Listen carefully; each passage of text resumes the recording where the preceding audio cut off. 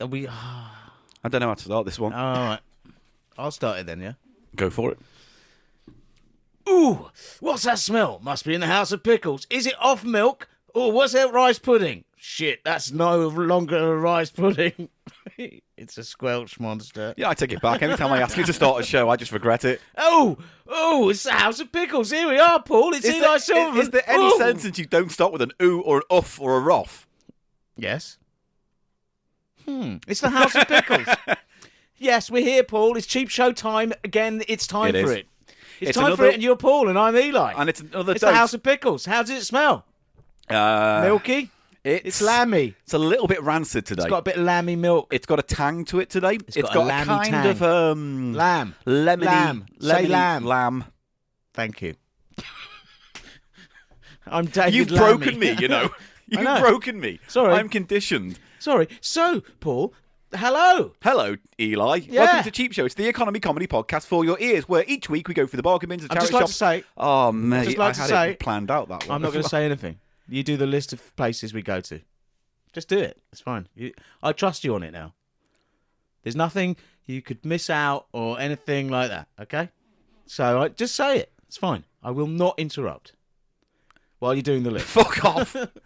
Ladies and gentlemen, welcome to Cheap Show, the economy comedy podcast where we find hilarity in austerity. Why? We go through the bargain bins, the charity shops, the pound lands, the charity shops, the bargain bins, the pound lands, the charity shops, the bargain bins, the pound lands. Say bazaars, you cunt! Bazaars! And jumble Discount sales. and bazaars and discount stores. Bargain bins. And jumble sales. Bargain Of bins. Great Britain. And we turn it into podcast. And this is that podcast. Welcome to Cheap Show. I hate you and your fucking noodle posse.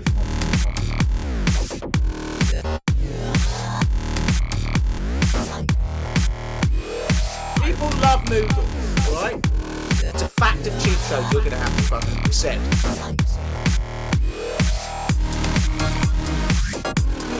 Noodle time. Tales from the dance floor.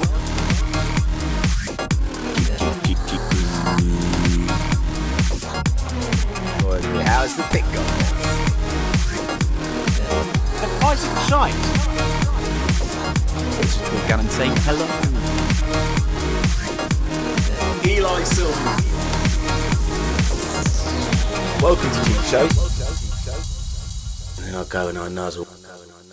Diddly-dum. Diddly-dum. Diddly-dum. Diddly-dum. Diddly-dum. Oh, Did you see that Eli's colour? room is stinky. It makes me hate my winky. I want to Why do you hate your wash winky? it in the sinky because it's full of rats. All right, let's just deconstruct that. Do you think we have to? Let's just. Isn't it not Why would the smell of my house of pickles Yeah. make you hate your winky? Isn't that a much more deep-seated psychological problem? Men who hate their penises, killers. I don't fucking wink my penis. I'm fond of it, actually. Do you have a whole machine set up where you can cycle and it has blades that rake along it, like that book I read? What book have you read where a man has razor blades on his bicycle seat? And he punishes himself on the wee. Is he JJ? No, what's the guy? What's that name? of G. that Allen. No, what's the name of that serial killer who stuck pins in himself from the 1800s? I don't know. Oh, It's a book. Albert Fish. Okay. Oh yeah, God. I was Dora Suarez. You were who? That's the book. I was Dora Suarez. Yes. And what's it about? It's It's Cannon's page turners, Paul's page turners, kinda. It's by Derek Raymond, who is a noted British sort of noir writer. Does he deal in British noir or he writes American noir? It's British. It's very British, all set in London. Or like Soho in the 60s with gangsters, That kind of the thing. shooters. I like his stuff, but Yeah.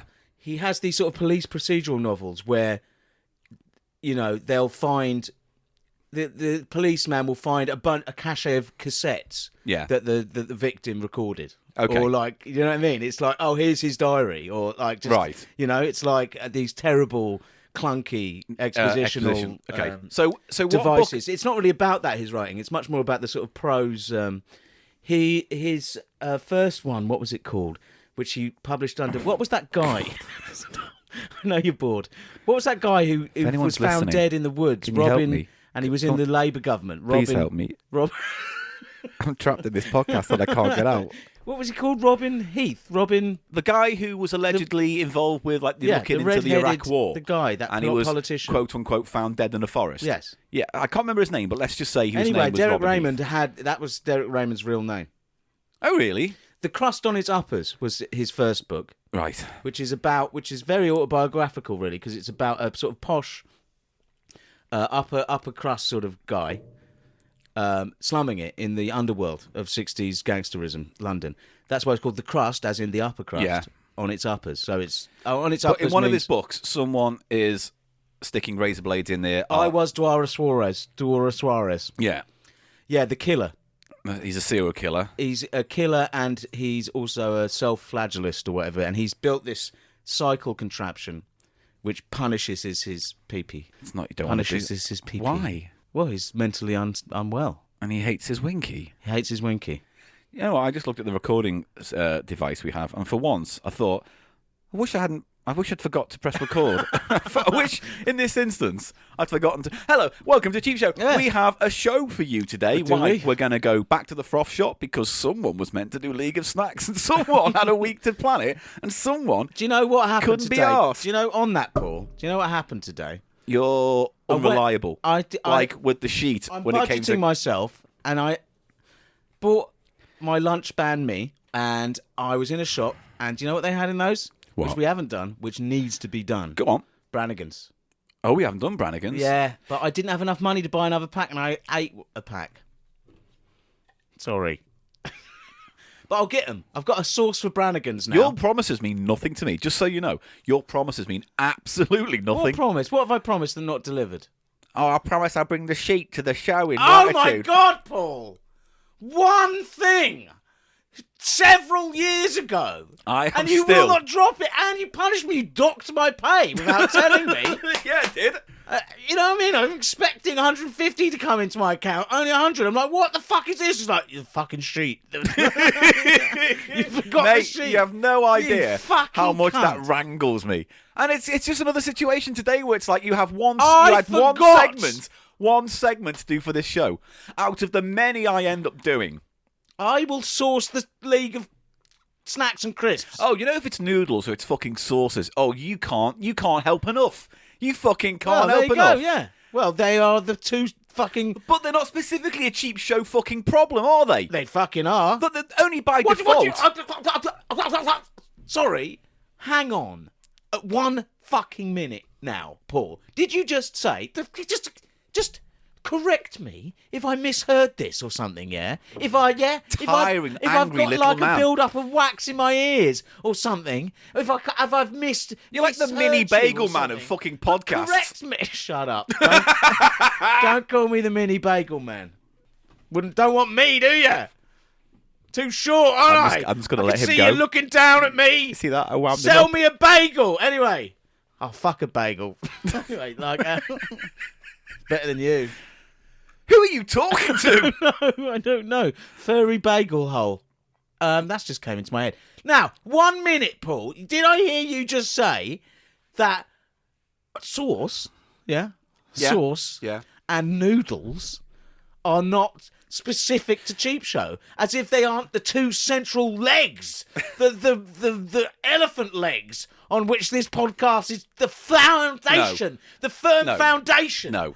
The base from which all Cheap Show hilarity springs. Right, so I'm just going to put it this way to you. Noodles, I'm going to give you a pass because cheap noodles, Paul, can can I just work. say something now? I don't need a pass, yeah? I don't need a pass. I walk around Eli, Cheap Show. I'm I'm going over here. I'll swap some noodles out. Oh, I'm going over there. Oh, what's that? Source report? Yes, the people have spoken. I will deliver source report. I'm just going to say this and then we're going to move on. You work for me. Oh, fuck off. So just bear that in mind. So what we got coming up in the pool? We're going to do a little... Paul? We got another Tales from the Shop Floor, which hopefully won't be as intense and as grim as last time. Let's just say, does Yeah. it have wound fucking? No. Okay, good. There are Then it no won't be- necrotic elements to this That's good. section. A necrotic injury, as I found out after researching It's it, rotten. It's like when the skin just goes dead. Yeah. And then we're going to do FrothShop because, again, we were going to do something else. And then, so luckily we had some we stuff covered said. that. Yeah. And we then, covered that. oh, boy, howdy, have I got a platter selection for you It's coming time up. for the platters. When people say, Paul, you're obsessed with like entertainment from the 1980s, and I say no,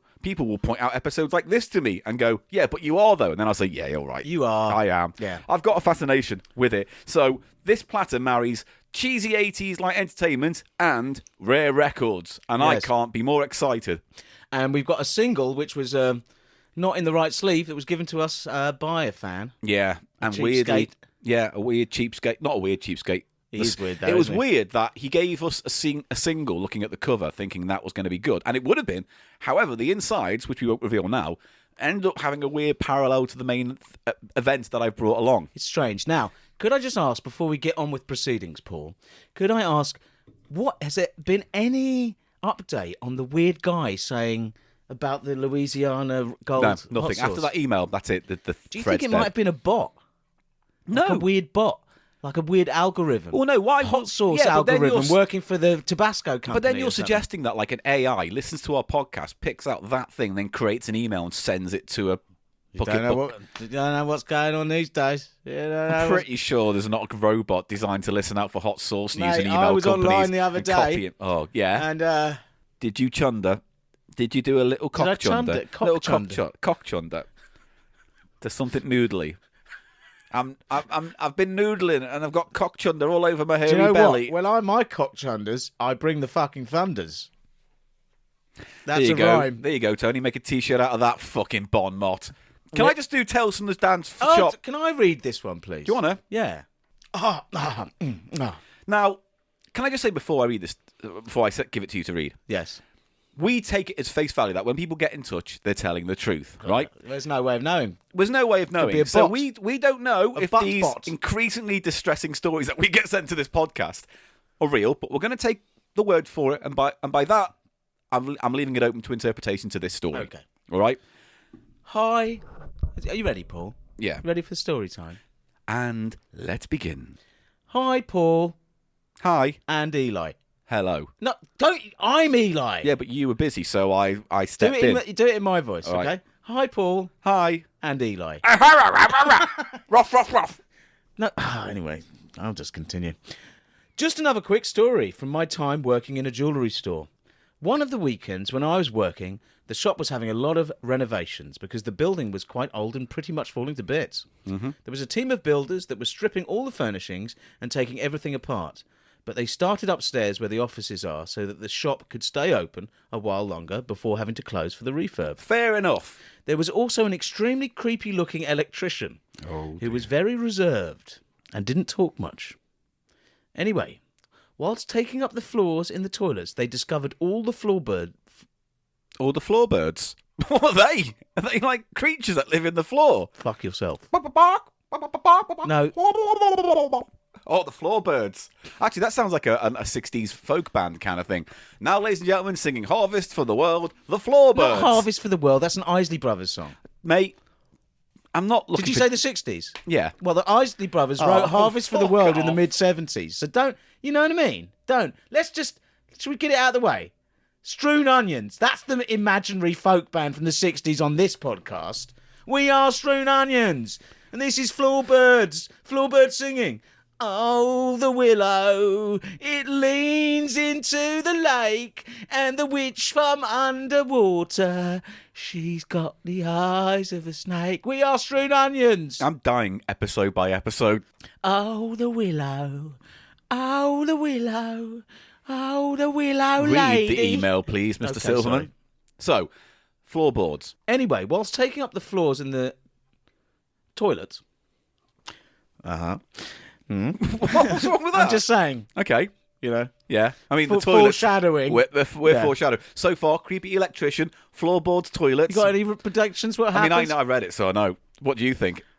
The electrician collects poo-poos. Well, let's say, Okay. let's just see what happens. The floors in the toilets. They discovered all the floorboards.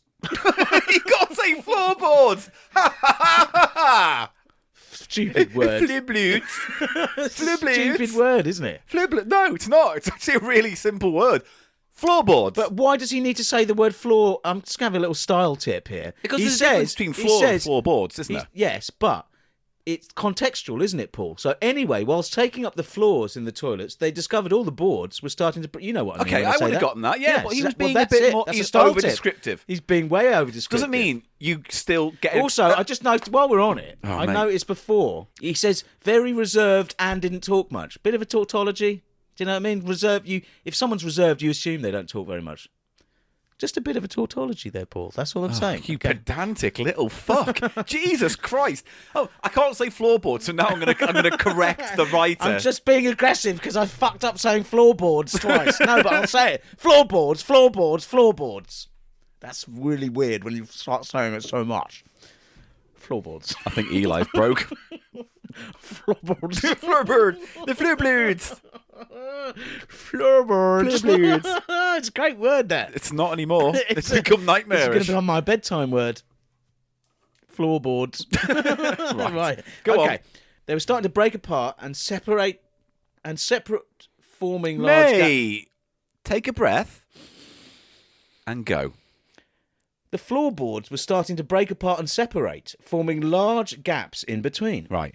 This made going to the toilet very uncomfortable because, in theory, people could look up and see you on the pot. Mate, that's like your flat. We've had the people downstairs, Paul. Remove their floors. And I could... see through the floorboards down into the room below. Yes. And they could see up. They could be looking right at your gooch. They could. Yeah. That's why I've put a little sign on it. Mate, because you walk around in your boxies sometimes. Mate, so they look up there and then I think, oh, some builder could be looking up here. looking at my And then gooch. they come up here and they're like, oh, talking to my flatmate. And I'm like, Yeah. fucking, I'll get What? you. So, obviously, Eli is possessive and has jealousy issues when it comes to his flatmate. And he doesn't like big, burly man who stare up at his gooch from the floor below. Fucking stare Chatting at to my his flatmate. gooch. Stare at my gooch. People pay money for that. No, they don't. People no one would does. pay money for that. If you want to pay to see Eli's gooch, there is now a new tier on Patreon. Yeah. We can Right. fake it. We just get 2 slats of wood, put a little gap in. You stand over it. I take a picture. I would do that. I am getting turned on by this thought. Oh, I've ruined Cheap Show. Okay. Very uncomfortable because, in theory, people could see you on the pot through the floor. Yeah. Luckily, the toilets were above the storeroom, which was off limits whilst the refurb was happening. Great. No problem. Great. No fucking problem, is it? So you can see down, but hopefully they can't see up. Yes. One day, however, I was sat having a huge shit, and I saw movement from the darkness below. Is that a euphemism about his shit? I saw movement in the dark No, below. I think he's talking about below the My floor. movement Shut came up. from the below. Please shut up. Crept from the depths of Beelzebub, climbing up, inside, outside, within the demon's temple. Ah, I saw the darkness, and the darkness saw me, and both of us That's a went lift. blind. That's a lift from Nietzsche. When we you both stare went into the blind void, be with the careful horror. the void doesn't Yeah, stare I back know. into Don't you. fucking ruin my moment. I let you ramble on with What your fucking moment? That wasn't- rough. I was doing a... I have not done a rough. That's a distinct character who makes that noise. And it's a little, like the McDonald's, I'm loving it, like that. Or Maybelline. I'm Maybe she's specifically- born with it. It's like a little audio cue. Ooh, 'Cause this is Gannon. not, yes, it's an audio format. What they called stabs. What they called little stabs, yeah? Rough, we know who's coming. Everyone's ready to get their frottage on I should just let him read the story. when Brandoff I comes. shouldn't get involved. Get your little clits at the ready for the tapathon. Fucking hell. Read the story. Clit tapathon. Mate, Paul, How disappointed was your dad when he heard this podcast, out of interest? I think he was pretty... He did a PhD in English literature. Yeah. So, yeah. He's going to hear this and go, Floorboards? Flibbeards. Floorboards? Right. Yeah, right. So, Okay, movement so- down below in the darkness. Yes. Through the floorboard gaps. Then, through one of the gaps appeared a wooden spoon, What? which rose slowly up until it was right between my legs, which is when I saw the smiley face that was drawn on it. The spoon then quickly disappeared and I heard somebody leave through the storeroom door. I was absolutely mortified and I waited a while until I eventually finished up. But even then I was paranoid and kept thinking I could hear noises below.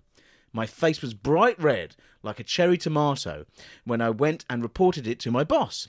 We checked the CCTV and discovered that it was the electrician who'd sneaked into the storeroom Right. and purposefully kept the lights off to watch people on the toilet in secret.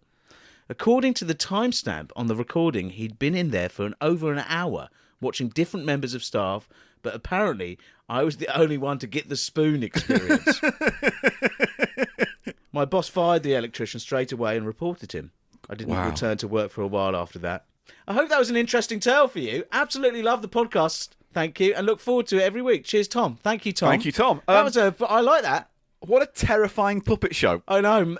The creepy spoon man, electrician spoon man. What was his thought process? He just liked creeping people out, I guess. Yeah, but you give yourself away. That's, you know, when like they say in last podcast on the left, it's like serial killers have allowances where they'll do little things that they can get away with to justify that impulse, and then it leads to murder at some point. Yes. You know, stopped with the kidnapping, then it moves to maybe a bit of abuse, and then they do the murder. Well, and because they get... so what was his it's thing? like a drug, isn't it? You get used to, you tolerate, and then you need bigger and bigger doses to get the same high. So when he's staring up and he can hear the splosh and splash of whatever's going on in the room above, right? He's getting a sexual vibe from it. Maybe. When do you go, right, I'm going to draw a face on a spoon and pop it up between the slats? He's obviously pre-planned that. Oh, I'm the spoon man. Hello. Maybe he had a voice. Maybe if he had a voice. No, why does he have to sound like that? That's like a Star Wars thing. I don't care. What is that from? Where did you first start doing that voice? It's probably, actually, you know what it sounds like? What? Animal from Muppet Babies. Yeah, it does. Yeah. Yeah. But can't the spoons? Can't the spoons? Who did the voice for that?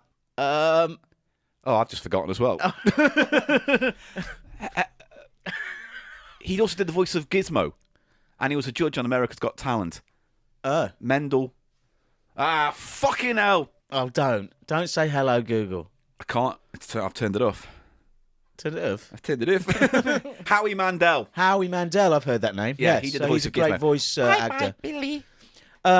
So that was a good story, that. Spoon man. But yeah, for some reason he decided I'm going to go one step further and turn this into the worst Punch and Judy show in the world.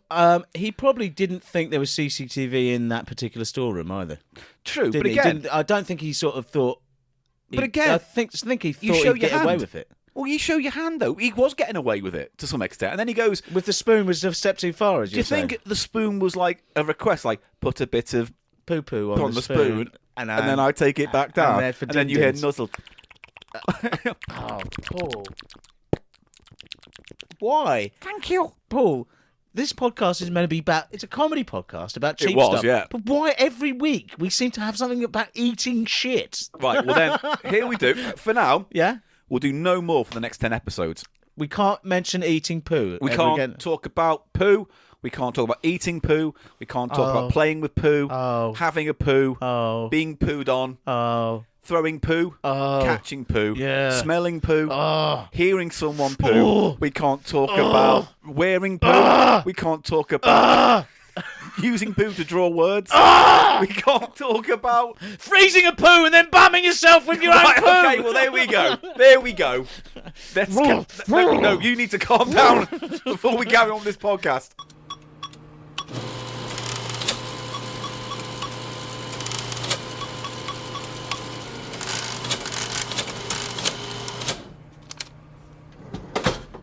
Oh. No.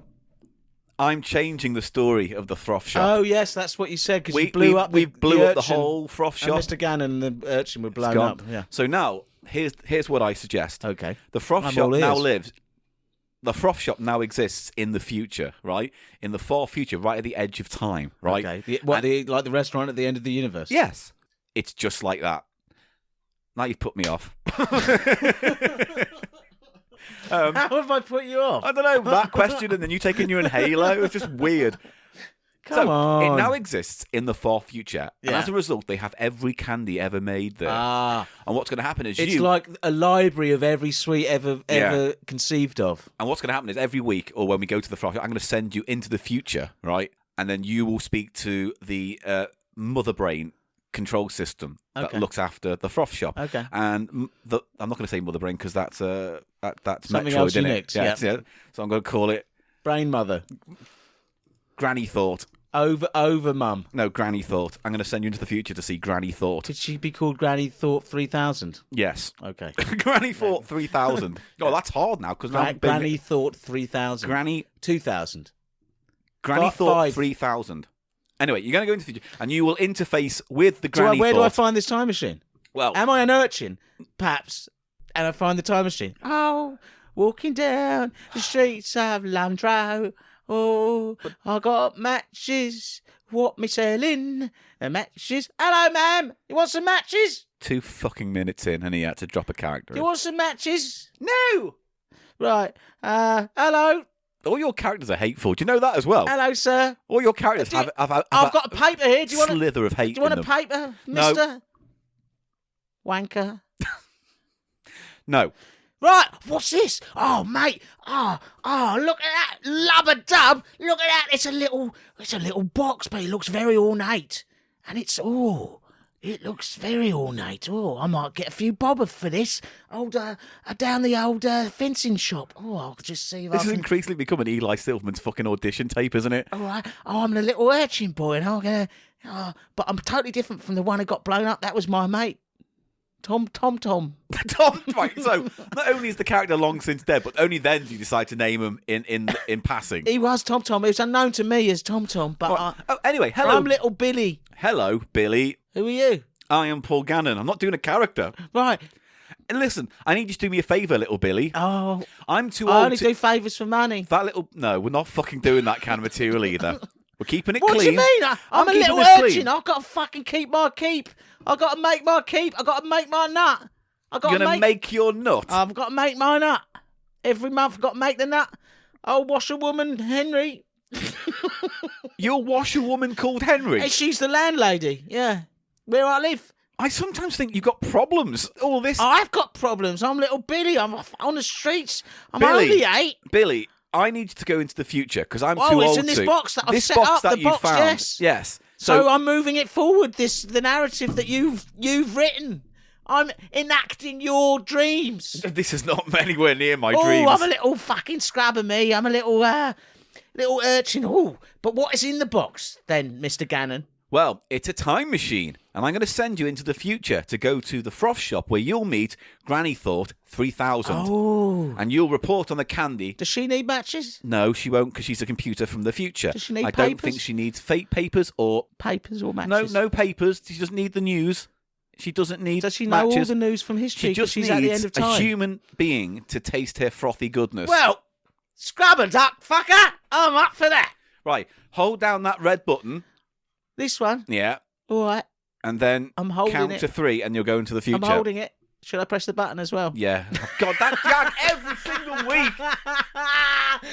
That's good. No, Hold that's the button. good. Just Right, hold the I'm holding button the button. Ooh, tingle-lingle-lingle-lingle. Hello, Oh, little God. boy. I am Granny Thought 3000. Hello, I've come from I don't know. You've somewhere. come from the year 2019. Well, yeah. Oh, mate, this is already complicated. I can't. We can't. If you're going to do a time travel fucking Yeah, thing. but from one point, I never really thought that in the FrothShop's original form it was a time into the past. It's just a It nice was, little wasn't sweet it? shop, and you had. All right, come on. Let's get this out of the way so we can eat some sweets. Yeah. Fucking hell.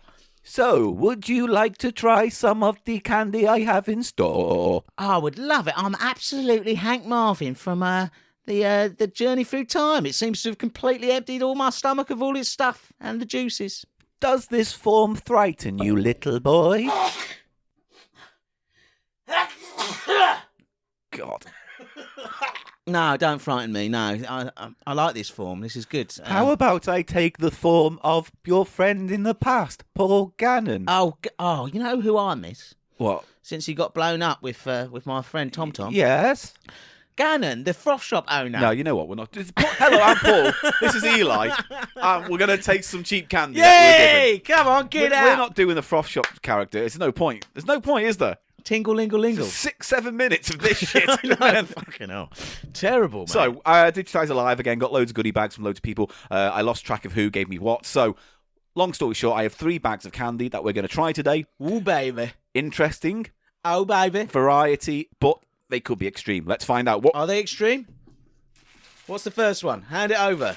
Let's go with this one first. I've got my eyes closed. Put it in my hands. And I'll put in the candy as well. Hey! Blow! Haribo spicy pick. I didn't know they did spicy. Spicy P! Exclamation mark K. I did not know they did spicy. No. Do you know what, Paul?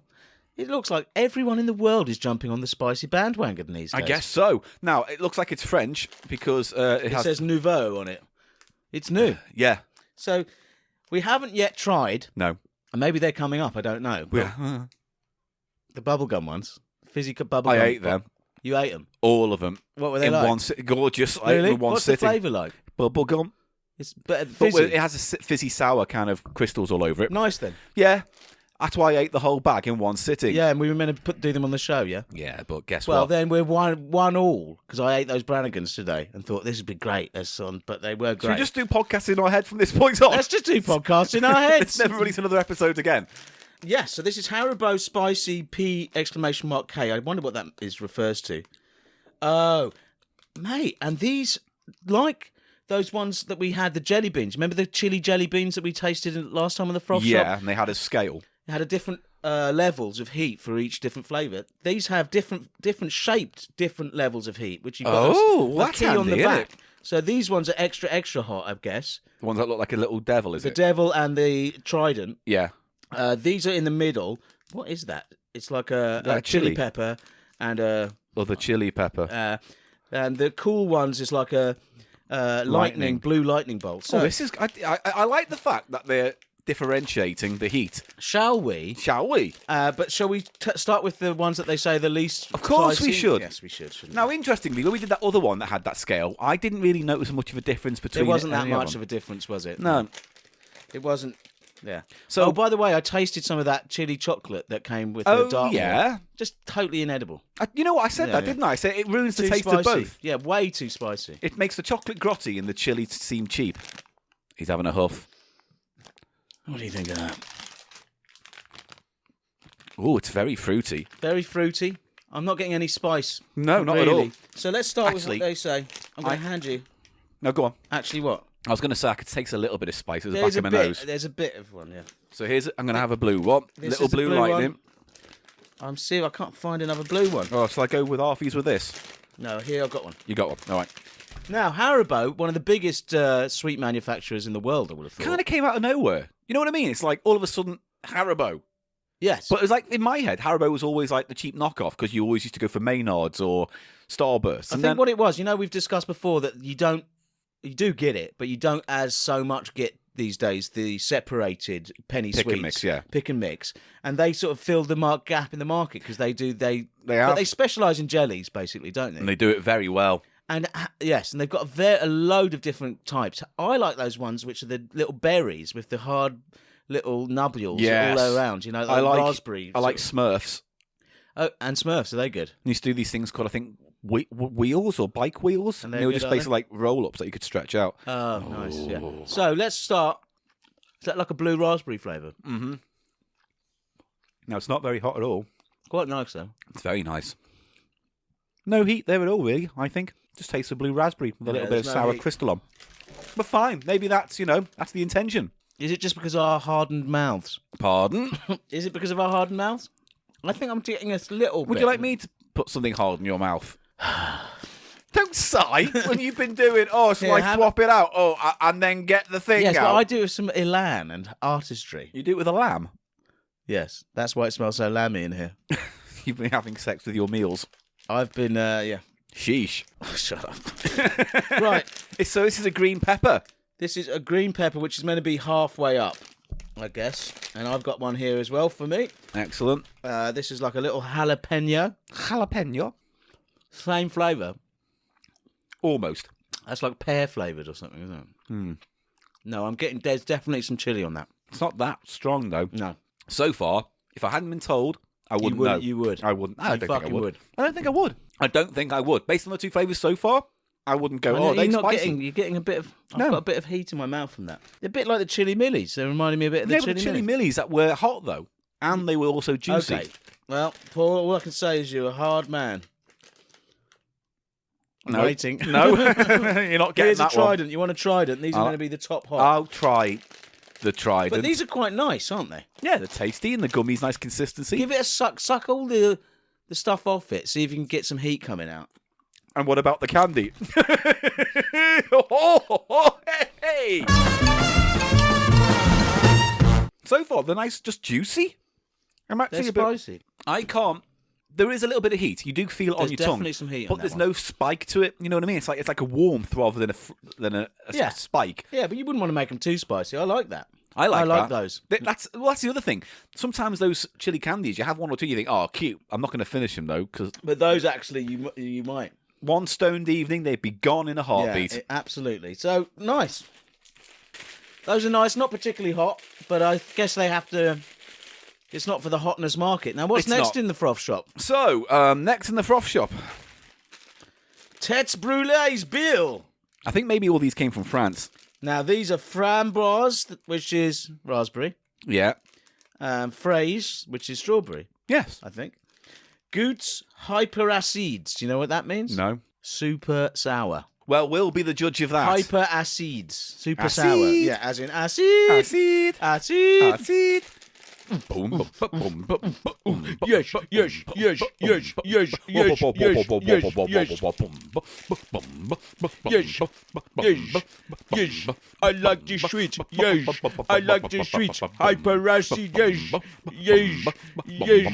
Muscles, muscles, muscles. Yes, muscles. Yes, muscles. Yes. I'll open these. I'll open these. Yes, yes. Yeah. We've lost Eli. All Right, good. So I think these are individually wrapped. They're called têtes brûlées. What do they think that means? Hotheads. What did you say? Têtes brûlées. No. You said, are they individually wrapped? They are individually wrapped. Right. As you can see. Oh, they're good. Do you want to? Should we try? Let's try one each. alternate ones. So you Yeah. start with a framboise. Which is blueberry. No, I believe it's raspberry. It's blue raspberry, isn't it? Right. And I'll have a fraise. Oh, the which is characters strawberry. on them look very angry. They are hotheads. They are angry. Têtes brûlées or fireheads. Oh. They're small. I thought they'd be Are bigger. these going to be spicy as well? They just say hot, so I'm going to imagine it's going to be sour. They say hyperacid. Acid. Yes. Yes. Sorry. Right, so these are little boiled sweets. Yeah, fine. Here we go. Oh, wow. I tell you what, the fucking strawberry ones are very sour. This one isn't so sour. Am I dying? It's like, I can't taste spice. The sour isn't working. You're not and I tasting have no anything. emotions anymore. No. Let's try the strawberry. Well, it does die down. You've got the crunch on. What are they like? Just kind of ordinary. Nice. The flavour's actually really nice. I mean, the strawberry. Have a strawberry, Right.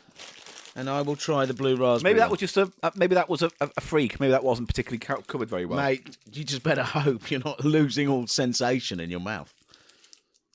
Why? Have you got something planned? I don't know what I want the answer to that to be.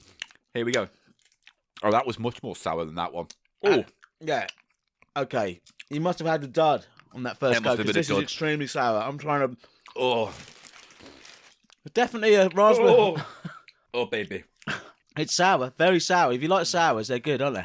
But it does calm down, and you've got the sweetness coming through. Well, I'm glad it calms down because, mate, It's like there's a party in my mouth, and there's some kind of horrible person there at first who like bums everybody out, but then she gets, or he gets, or they. what are you talking about? I'm saying what the party in my mouth is like. There's a party in my mouth and I'm uninvited. There's a party in my mouth, and there's some people complaining about the noise at the beginning, but then they leave, and they don't call the police. Hey, all right, aren't they? Tasty. I like this blue raspberry flavour. It's better than the strawberry. Yeah. I just had a dud one. That literally had almost no covering on. must There's have a been marked difference between the two. Yeah. Right, last on the I froth like shop. those. Are you I ready? don't go for boiled sweets much, though. I love him, though. That's you? my thing. I love boiled sweets. I love gummies. Not a big fan of chocolates. Not a big fan of lollipops, for whatever reason, but good boiled sweets. Okay, this is something that came up, Paul. Yeah. Would you call, like a Magnum, a lolly? Because I think an ice lolly, I think of as a sort of water-based thing. Yes, because of the word Not- ice. Yes. An iced lolly. Yes. It's a lollipop. Yeah, but these days, almost all of them got ice cream elements, I don't would they? say, if it's an ice cream-based Lolly. thing. lolly, it's not a lolly. It's what is it then? I don't know. Ice cream on a stick. Yeah. Because I think it's Doesn't like have the ring to it. lollipop, lolly ice. There's a certain kind of glacial, water, fruity kind of. Yeah, you want that refreshing Yeah. wateriness, don't you? But I couldn't say a Magnum was a lollipop by that definition. It's not a lollipop, is or it? a lolly, an iced lolly. It's Anyway, not. It doesn't fall it's into something that. to consider. It's a chalk ice on a stick. It's a chalk and you ice pay on a stick. £2.50 for it. When actually, if you go to the back of the fridge, you can get 8 for £1, and they're just as nice. Really? Yeah, I went to Morrison's the other day and bought 8 chalk ices for £1. Magnum Knockoffs. clones. Yeah, tastes fine. Almost as good. Well, people are prepared to pay money for brands, aren't they? Yeah, Even they though are. There's no real difference in the quality or the taste. No, honestly, I would say if you could get the off-brand because they're not too dissimilar. Yes. Cheap prices, but not cheap tasting. Okay, well, that's your little tip for the day from Gannon. Little money-saving tip if you want to have 8 ice creams all in one go. What's the last item in the froth shop of the future? Well, The froth shop at the end of time. oh well, yeah, we're not doing that. Right, go on. Finny Destroyer chewing gum, liquid lava filled. It's heat, and it's got a little ball with a mouth, and it's almost like he's bubbling from the heat, like a planet. It's Yeah. like a planet with Like a lot lava of in volcanic activity action, on it. Sans gluten, which is good. Mm-hmm. I loved his first album. Sans gluten. Yeah. Yes. I'm Right. Shan Gluten, and I've got a brand new hippity hop sing song for you to sing. Say it's going to be These top of are the all 90s. individually wrapped as well. And Great. I think these are probably spicy. It doesn't say. It just says liquid lava filled. So is that going to be Bubblegum. like a? Is it going to be a sort of sour? Well, it's all I know is it's Because bubblegum. these Tets brulees, they've got flames coming off them, as if they're equating sourness with a sort of flame as But well. they're not hot. No, Because I it's- remember when I was a kid, you used to get jawbreakers and they used to have hot flavour, and you put it in your mouth. and it was Heat, but it tasted like soap almost. it was cinnamon heat, though, yeah, wasn't it? and it tasted a bit like soap. Cinnamon, not a chili heat. I've got a feeling it's going to be like, Now, oh, what Jesus. do these look like? These look like those golf ball ones, They do, but but brand. all sort of red and lava coloured. Fiery. Do people know what I mean? The golf ball. I remember the golf balls. chewing gums, Minty chewing Yeah. gums. So it's a knobbly ball. Did they have a basically. centre, or are they hollow? They were hollow. It's got something in. You can feel the You movement. can feel the tidal movement of the Now, lava inside. Here's what I'm going to do. I'm this. going to put it in my mouth and suck it for a bit, and then bite into it and So I release just go the straight goodness. for the bite. Well, I'm just wanting to see if the flavour of the... Oh, you put it right in. Well, there's no immediate flavour by just licking it. No, I'm going to go for the crunch. Go for it. I'll do it. too. Sour. It's a sour burst. Mm-hmm. Quite nice. It goes quite quickly, though. You get that big hit. Yeah. I like that. Tasty. It's all right, that, actually. Yeah. Bit appley. Yeah, very appley. It's a sour apple flavour, isn't it? It is a sour apple. So none of them have been reported to this day. To this day. On Acid shock, it says. Acid. Yes. I'm Shan Gluten, and I've got a new 90s dance track for you to sing along to. Let's do it.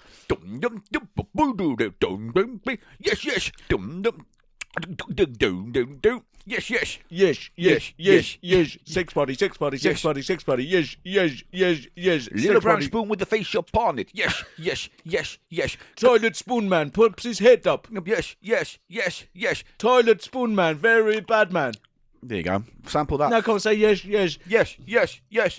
Toilet spoon man, put some poo on. No, I wish I'd gotten involved in that. That's what he wanted. That's what the electrician wanted, isn't it? That's very nice. They were all nice. They were never hot. As I say, to this day, the most difficult thing I've ever had in my mouth on Cheap Show were the fucking Vimto ones from like way back in the day, like when it was Rob They're Dead the most episode. sour thing you ever put in your mouth. It was uncomfortable. No, there was these ones that Stuart Ashens had on Barshans. That we did at the end of the Gunk Yeah, box episode. those were the Dirty worst Bucket. for me. Those were just completely... They were very intense. They But I would would not still... yield. They did not yield to a sweetness. See, what both the Tets Brulees and also the Destroyer chewing gum liquid lava filled Yeah. have that trick. They do that trick where it's very intense sourness, but then It thins out and the sweetness comes through, to rescue you. which is nice. It's a mouth effect, isn't it? Well, It's a otherwise nice it would mouth just effect. be unpleasant candy that no Yeah. one would complete. Yeah, It'd just which is weird when they're just like, it's really sour the whole way through. It's not You think- sweet anymore, is it? Yeah, but you think, why What's would the I fucking want to... point? Yeah, If I'd won, you've had a laugh. Mr. Vimto, yeah. Are you going to sell more Now, of those? Paul, bonus item. Bonus item. Oh, actually, I ate it. Right, Sorry. great. You got my hopes up. Let's just see. Let's have a little rummage. No, let's not go rummaging in the house of pickles. We don't know what we'll find. What's in here? Nothing. Nothing in there. Yeah. So what was it that you ate then? Just so you know. Did we do these? Oh yeah, we did them already. Sorry. What the things that we ate that I Centre thought? Shock, which were those little cola things. Yeah. That were similar to those things. Yeah, they were gummies, chewies as well. So thanks for making this section a massive anticlimax. I'm sorry. Should we end on some Dutch dance? Yes. Yes. Yes. Hello. I am the spoon man, the pooey spoon man. Hello. Hello. Hello. Yes. I am the spoon man, the pooey spoon man. Yes. Yes. Yes. Yes. Wooden spoon with the poo on. Osh. Osh. Osh. I'm trying. All right, stop it. Yes, you are very trying. Oh. Anyway, that was the Froth Shop with no more characters involved in the setup or closure of these segments. All right? I'm just saying. From now on, we're just eating candy. Fair enough. Yeah, fair enough. And Paul, we're always on the lookout on Cheap Show for unusual confectionery items for the Froth Shop. And at some point, you know what we're going to have to do? We're going to have to go back to Bobby's. We haven't done a trip to Bobby's Candies in a while. We've got to see what's out there. Bobby's do peanuts. Did you know What? that? Bobby's do peanuts. Yeah. Yeah, I had a pack the other day. Great. Reasonable. Right. Very nice. There's a great review. Right, Reasonable. and bye. Not forever, just now, just for this Just bit. bye for this section. This So bye. I'll see you Bye. on the other side of the section. All yeah? right, bye. In the next segment. See you in a bit. Bye. Bye. Bye.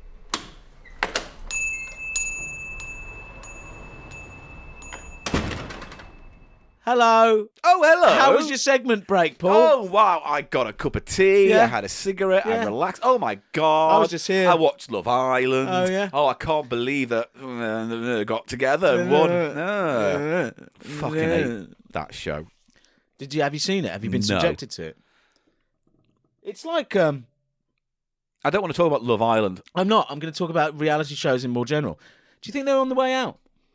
I mean, define that, because it's like they had a hot moment when like everyone was doing them, and now they're kind of fewer and further between. So But- what's going to be the new format? I mean, is TV just going to completely sort of disappear? Well, look at it this way, right? So, reality TV came in at a point when, like, 24-hour TV was becoming more natural, so it kind of filled in the gap of programming. And yeah. also, they called it, in many It's circles... cheap. It's cheap content. yeah, isn't but it? they also called it unscripted programming.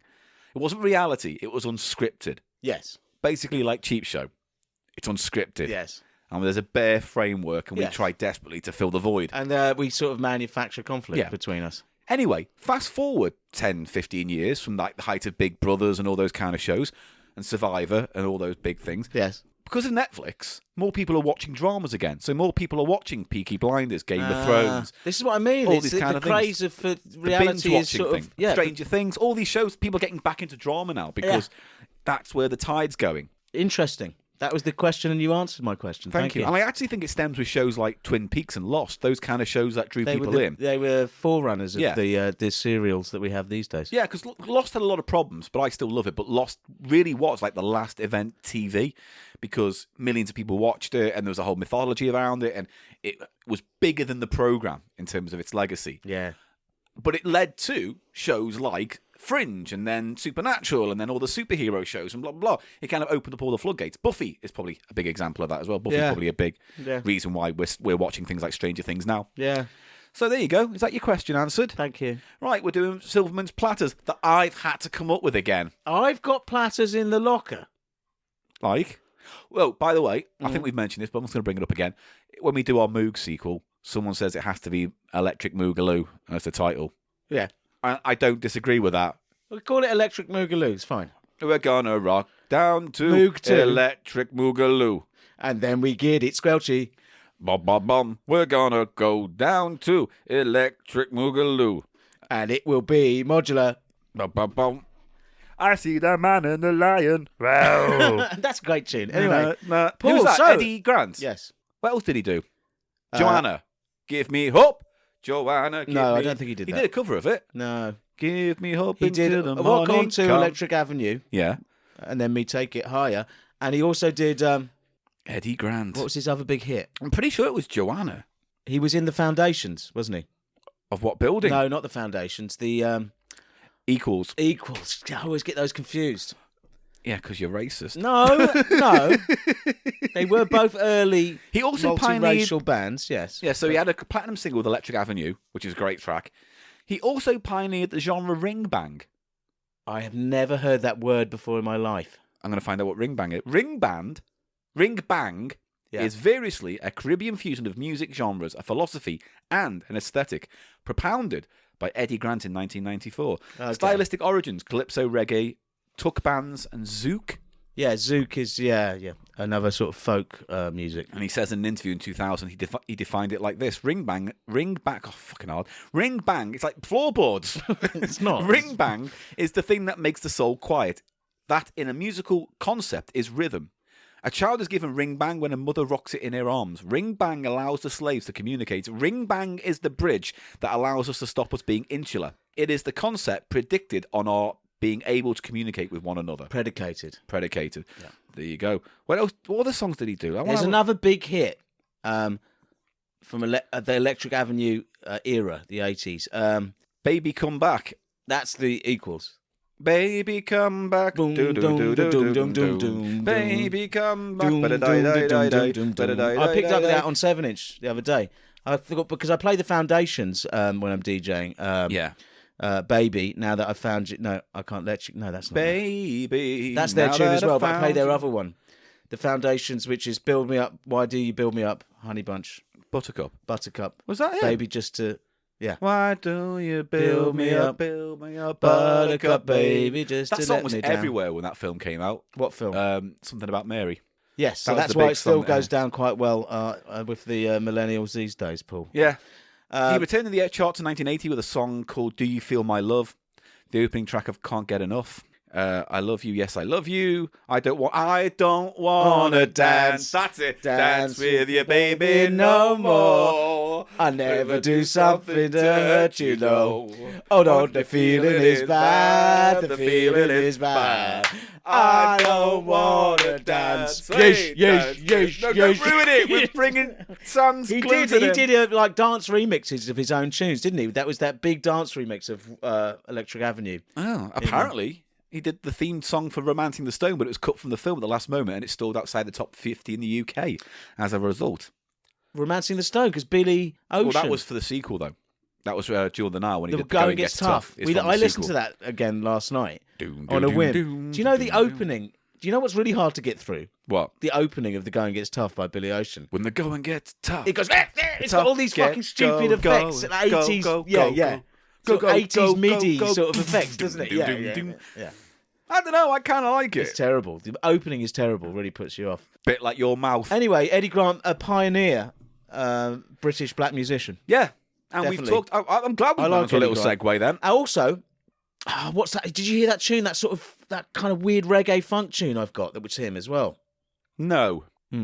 I'll put it on the show. It's really good. Bank it for another episode of Platter. It'd be nice, that. Yeah. So anyway, we've got Platters. I've got Platters, and they're a light entertainment starting point, right? Now, I want to do one and get out of the way, mainly because we've touched on this group before. They don't deserve too much fucking respect. I mean, not respect, but, they don't deserve too much time of our podcast to talk about them. They're a very cheap show. They're very Paul's naff obsession with the 80s. They're right at the centre of that. They are. They are epitome of the naffness that you so crave, and that you seem to have a love-hate relationship. It with is. It's almost abusive relationship. Yeah, it is. It's like it hurts me because it's so awful, but I go back to it. It's like when you listen to all of Cannon and Ball stuff or whatever. Yeah, but yeah. I still will defend Cannon and Ball. I mean, Little and Large. Little and Large, yeah. That's abusive. Yeah, that's abusive relationship yeah. where I'm like, I can't stop it, but you fucking keep dragging me in. What was that comedy troupe who were around? Grumbleweeds. The Grumbleweeds. The Grumbleweeds were talented, but they had very poor material. Yes. It's like they had an impressionist on it, and I forget the name, and someone out there knows, and they're singing, shouting, whatever, I don't care. But he was a really good impressionist. It's just that his impressions basically seem to be Rolf Harris, Stuart Hall, and Jimmy Savile. Yeah, I'm guessing you can't do those characters anymore. He's been totally U-treed. So anyway, the first vinyl, and this might be the cheapest I've ever bought for an album, is 40p for Black Lace Party. That's cheap, even as charity shop LPs go. Let me look at the quality of this. I mean, they look like a Poundland. What's the word I'm looking for? They look like Poundland Trevor Horn. This is pristine piece of vinyl. Never been played. Yeah, no one. It's just terrible. Telstar. I put it on this morning. Telstar, a reference to the Joe Meek tune, song. Telstar. I think So very cheap label. They were kind of compilations and things like that, like Time Life like in America. K-Tel or that kind of cheap compilation label. I bought the album. This Black album Lace. is called Party Party by Black Lace. Now, for people outside the UK, Black Lace was a very, very cheesy pop group that dealt in... To say very, very cheesy is a real understatement, though. They epitomise Like- the worst kind of club... cheap, Club 18, Club Crass. Mallorca, terrible. leery... Yeah.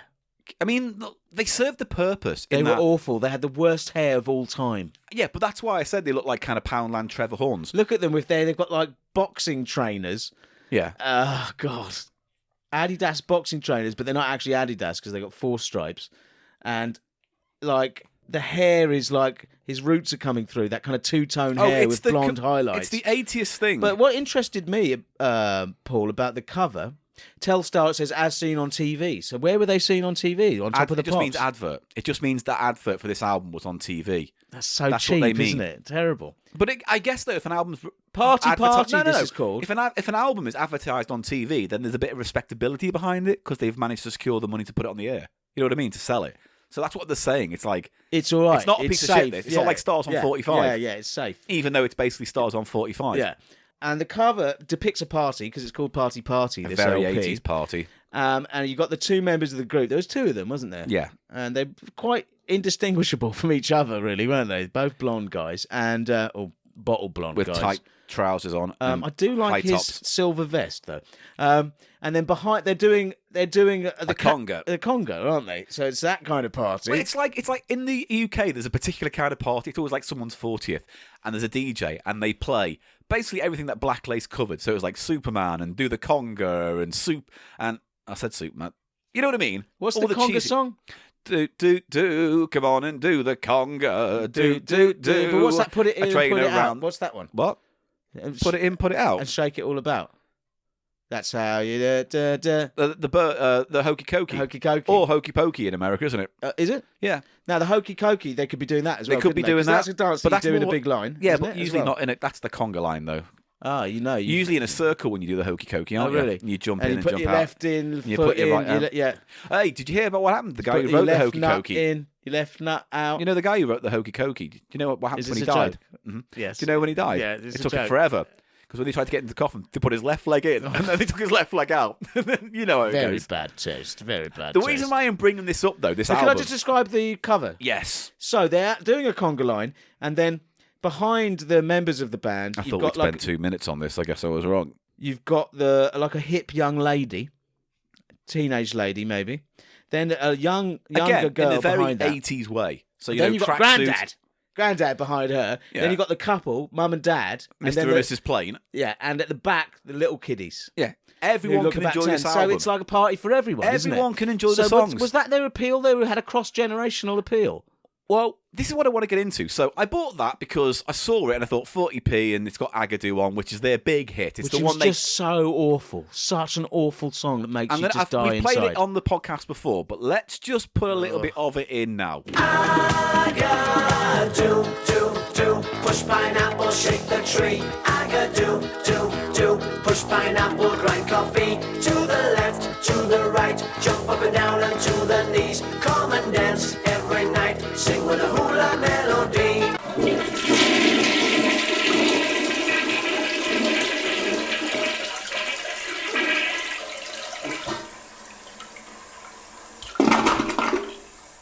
That's enough. The reason why I brought this along, though, is because Charlie, gave me a little care package at DigiLive, and in it was a looking magazine. Why do you need care? Shut up. If you turn up to live events, maybe you get free stuff too. I did turn up to the fucking live event Briefly, and then you fucked off at the interval. because I had to work elsewhere after perhaps the greatest character ever performed on a stage. I've been having talks with Biffo. We're killing off Fat Sal. What? Yeah. Why? I'm sorry to break it to you. You guys just don't like the attention Fat Sal gets. Yeah, we don't. And we don't like the attention you get from it. We've got someone else to play Fat Sal anyway. What? Who? I'm not going to tell you in case you approach them and threaten them. I'm going to 'Cause do you're a my bitter, own angry man. spin-off. Oh, yeah? Yeah, overweight pig. Chunky pig. Overweight pig. Right, okay. Sounds exactly like Fat Sal. Yeah, who are you going to do it to? You're just going to do it I'm in the... going to fucking break into wherever you're doing your stupid show, and Fat Sal will be fucking We'll have anarchist security. Fat Sal. Oh, you'll have security, will you? Yeah, I'll be fucking... There's a picture I'll of be Eli. armed. Don't let him in. I'll be armed. You won't. I will kill your security. Where's this going? I just want to talk about this fucking album and move on. Are you really banning Fat Sal? No. No, we're not. All right. Okay. But, so, I got that album. Charlie gave me a Looking magazine from 1984 because it's got Ghostbusters on. So I thought, cool. But inside that issue, there's an interview with Black Lace. And I'll read it out to you because I think it's really illuminating. Okay? Black Lace, title underneath it says, "We like to laugh at ourselves." Here's the article. "No one can accuse Black Lace of being a serious band, but they just don't care at all. Just so as long as everyone's having a good time.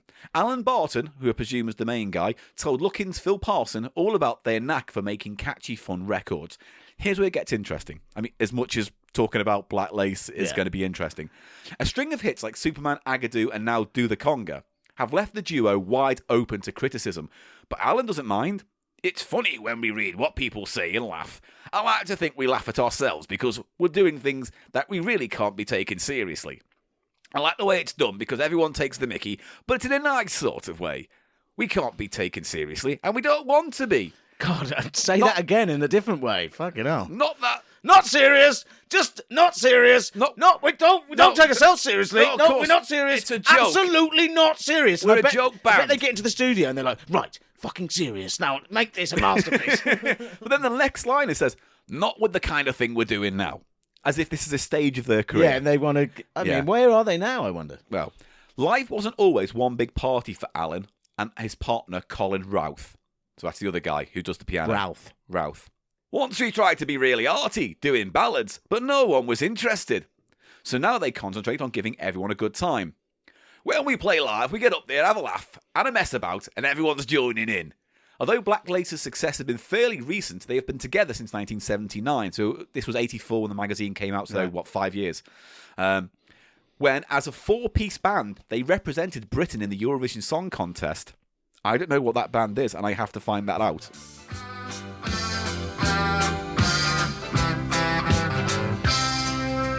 Out on a late night, way after midnight, armed with a bottle or two. What's the time? I'm getting out of my mind. I gotta get to you, Mary Ann. I'm gonna do what I can, but I can't do more than try. Tearing my heart out, trying to make it up to you, Mary Ann. I'm gonna do what I can. That's the truth, and that's no lie. Crying my eyes out, gotta get it back with you.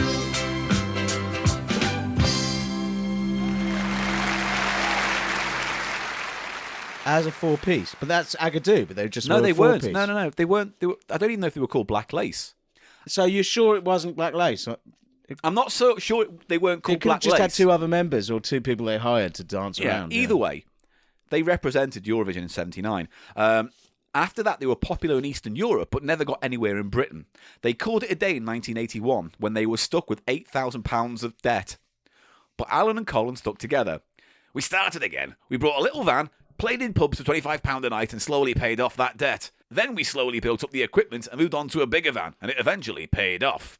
The duo's hit singles all have interesting stories behind them, as Alan explained. Our manager heard Superman when he was on holiday in Tenerife. He couldn't get hold of a copy, so he bought a cheap cassette player and stuck it to a speaker in the disco. It was in a foreign language, and I didn't think much of it, but he was so determined we wouldn't miss out, like we did with the Birdie song. We actually had that song given to us before the tweets, but we messed about with it because we didn't want to release it. We put it out. And there's a version. They've done a version of the Birdie song on this album. So yeah, we put it out under the name of Busby with our own words to it, but it was the tweets who had the hit. Weird. So there's a Black Lace version of the Birdie song. Yeah. On Single. That would be it, I guess. That version. But yeah. Who knows what the But Busby they released it version under is. the Busbys. Yeah. So we recorded Superman on Monday and released it on the Friday. Quick turnaround. That hit Agadoo, the big famous one. Yes. Also comes from abroad. One night when we were working, a guy asked if Agadoo would be our next hit single. We'd never heard of it, but tried to track it down. Eventually we went to a place in Derby where they were dancing to it on the table, so we thought, this is it. Agadoo was written in 1967 for a holiday company and was a hit in Germany 4 years ago.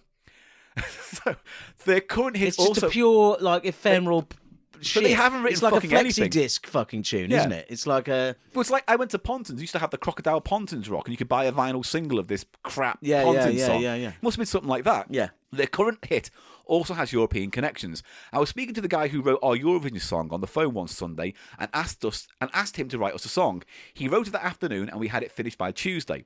Alan and Colin do write some of their songs, but they're stuck to the hit formula for their album Party Party. We've done covers of songs like Locomotion, The Bump and The Twist. All class stuff, laughed Alan. Yeah. Blacklegs are enjoying their success, even if it does mean playing live nearly every night of the week, but Alan realises the party could be soon over for them. After Superman, I thought, that was it. We could kiss it goodbye. And then after Agadoo was a hit, I thought, we'll never do that again. But here we are now with Do the Conga. If Yeah. we're careful and selective, we could go on for quite some time. No. Although it could just easily stop tomorrow. You did. I think we're the type of act that could disappear for a couple of years and then be back with another hit. You aren't. No. In the meantime, Blacklegs are happy to keep us all laughing and doing the conga and having a good old knees up. And what does it matter if no one takes them seriously? I know people don't adore us like Duran. We just have a good time. Colin summed it up nicely. He said, we're for anyone who likes to act like a bit of a wally. And it They doesn't... are, yeah. There was that. That's it. But that's what I mean. That's why they epitomised that naffness. That they weren't the only proponents of that kind of music.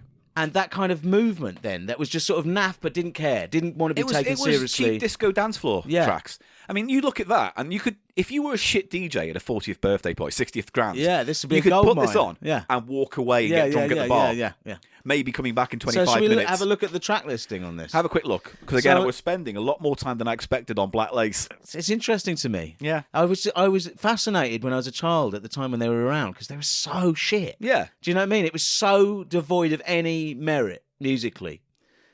Anything. It just felt like the equivalent of like Christmas Cracker. It's It like had the Christmas no, Cracker it's so of music. ephemeral and just complete awful. So, side one opens with Agadoo. Of course, you start with your big hit. Then it's Hands Up. What's that? Give Hands me your up, baby. hands up. Give me your love, baby, baby, your love. Give me that one. Yes. Who sang that originally? I'm not Was that sure. Boney M? Sheena Easton? Not It Sheena. wasn't Sheena Easton. It was It someone like like a that. Boney M kind of band, isn't It it? could have been. Again, we could just look on the internet, but we can't No, spend it's every not. 5 minutes But I'm checking. just trying to look at the writing credits for that. Maybe that's a clue. No. Kluger and Vangler. Then we have Yeah. Obladi Oblada, Beatles? the Beatles song. I bet that's the best cover of that song ever. I bet Even it's better not. than the Offspring's Get a Job. There's a lot of covers of Obladi Oblada. What do you think of that song? It's not one of my favourite. It's not one of Beatles my songs. favourites, to Terrible. be honest. That's It's a bit an awful annoying. song. The Birdie song. And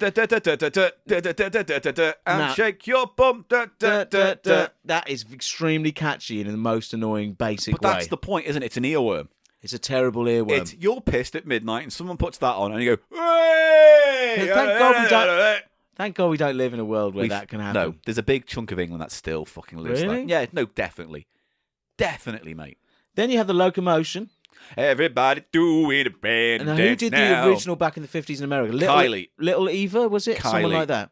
It was Kylie Minogue. No, it wasn't Little Eva. Kylie Minogue wrote that song. No, she did not. Come on, baby, do the look It bow was show. a hit in America back in the early 60s. And it very famous. Coffin and King. Goffin and King. Goffin and Very King. famous songwriting duo. Very famous. Great. For a lot of that. So then you have a medley. Yeah, a medley There's of... two medleys, one on each side. Great. Of course, What's This an- Old House, This whole house, Dancing Party. I don't know what that is. I don't know that one. And Rock Around the Clock. Rock around We're the going clock. to rock around the clock. We're gonna rock to the morning light. We're gonna rock. Yes. Then Wig Wham Bam. Now Now that's a Sweet. yes. It's It's a glam. it's a glam hit. It's a stomper. Yeah, and it's a glam weird stomper. fucking song about a young Indian girl having sex with a man and It's- teaching him her ways. Right, so it's completely like It's completely what you expect Sweet to write about. Just try a little wig wham, bam, gonna make you my man. Wham, bam, bam, gonna get you if I can. Wig wham, bam, gonna make you understand. Try a little, try a little too much. Just try a little wig wham, try a little wig wham, try a little wig wham, bam, bam, bam, bam. it's not Yeah. not PC anymore. Not particularly. Then do the conga. do. Come on and Now, do where the do you think that conga. originated? Do the conga. It sounds like it's another holiday camp kind of thing. It totally is, and again, it's a sort of colonial subtext to it, isn't it? Because it's it's like it's it's more- exoticism, isn't it? It's like the other. It's the conga. Do the you know? Yeah, you know what I'm no, saying. Yeah, you you're know right. What I'm saying. But I don't think honestly people relate the two. I think they just see it as this kind of tribal, fucking weird dance around the disco at the end of the night. It's usually like one of the last songs you put on. Is it one of the ones where you trying to get your end over, your end away? And If you anyone sort of- tries to have you sex during do the conga, you don't try to have it during the conga, but it means you get into contact because everyone has to join up, don't they? Well, to do you the grab conga. someone by so the you hips, think, don't you? fucking, I can't wait for my moment when they do put the conga on. I fucking go up there. Oh no! I fucking creamed my own pants. I'll go to the loo and scrub it off. Paul, yeah, Eli's just tried to fuck your nan. Oh, he's ruined the party. So we move to side 2 of Party Party, Yeah. which has a tagline. This album: 6 great party icebreakers. They break the ice, so they are. Can just I just completely- say- they're shameless. They're not trying to be. There's no concept. It's a concept album, but a concept. It's This is the first time I've ever heard Party Party called a concept it is, album. That's the concept. I mean, yeah, Party but icebreakers. you can only break the ice once. No, but then by the end of the tune, the ice is reformed, mate. And It's needs- frozen over. Yeah. Because that's the thing with all these songs, and it's similar to novelty songs. They start out and you go, hooray, and then about a minute in, you go, I'm going to sit down yeah, again. Fucking no. Nan Yeah. stands up and goes, hooray, and then But Nan that- sits down. But that has, I mean, that's pop music all over, and that trend has continued, hasn't it? And these days, if you see like dance DJs or whatever, they'll play just literally like the first 3 bars of a well-known tune, and then it's into something else because it's like that's it. You had the hit. I tell you what, of recognition. Do you know what I mean? Yeah. And the little sing along with the first, And then on. and it's gone. But you 'Cause know, everyone- that fucking bugs me though, because Yeah. I was at a wedding party and there was a DJ there playing, all the stuff you'd expect for a wedding party. Yes. But what was really fucking annoying is he'd only play the first 2 minutes. If you play the first little bit and move on, fine. But don't play most of the track and then just move on. Yeah. You know what I mean? It's like it's so kind of blue ballsy. Because It's like if you listen to a horrible, song yeah. that has like any kind of escalation of Yeah. theme Like or a sound, good song. yeah, Yeah, that is- then, yeah. it'd be like cutting out right before the last verse of "Living on a Prayer." So, It annoyed me. opening side 2, Knock 3 Times. That was a very big hit for a group called Dawn. Knock fit time on a window if you want me. Dawn. I Knock believe on the- the pipe There was like, if the answer is nee. That's me, Yeah, that's me ripping off Shooting Stars completely. yeah, stop. Then Superman, which they sort of co-opted. It was some kind of German holiday camp Which tune. is a kind of calm, responsey kind of Simon Is it? How Says-y does song. that go? It's like comb your hair, and everyone does like combing the hair. Okay, so yeah. It's- Everyone. everyone can take part. It's a party thing. Yeah. Then Hi Ho Silver Lining. Monkeys. No, Oh, it's not Jeff Beck. Jeff Beck. That's really good. The original's really good, but it has that sing along. That's a real wedding tune, isn't Hi it? Ho Silvers, yeah. And it's got a really good guitar solo. Yeah. His original, which is a Mickey Most production on the Rack label. I guess I was getting it confused with Daydream Believer. They kind of have a similar kind of yeah. 60s good time I groove. think I really like Hi Ho as a song. I think I really like it. Hi ho, silver lining. Everywhere you go, yeah, it's got that. baby. It's got that sort of almost Small Faces kind of. I thought it was Small Faces. And the Monkeys. Yeah. But you know what I mean? It's classic. It's got that classic pop, 60s pop structure. You're to it. everywhere and nowhere, baby. Baby, yeah. It's great. That's where you're at. I'd say that of all the songs, that's my favourite actual tune. I bet on you'd this. never want to hear that version of it, though. No, I would not. Right, move Then on. you have Simon Says. Oh, there you go. And it's weird, Chipruti, because I've got that version that is by the Chipruti. But that it's guy, spelled differently. The isn't it, on Energizer Rock. And Yeah. Simon Says, Save Energy. But it was written by it was performed That by guy. a white band, a bunch of hippie white band. Yeah, but it was written by this guy Chipruti. Hang on, let me just check one more thing because this came up before and we mentioned it. Did that guy write the song? He did. But it was performed by. It was one of those songs he probably just wrote it and then everyone bought it off him. And then Yeah, it was released by different groups in different. Farrah Monch. Pharaoh Monk. Yeah. No, that's he's a rap artist. Oh, no, that's okay. Oh, okay. Hang on. Chipruti. Fruit Gum Company.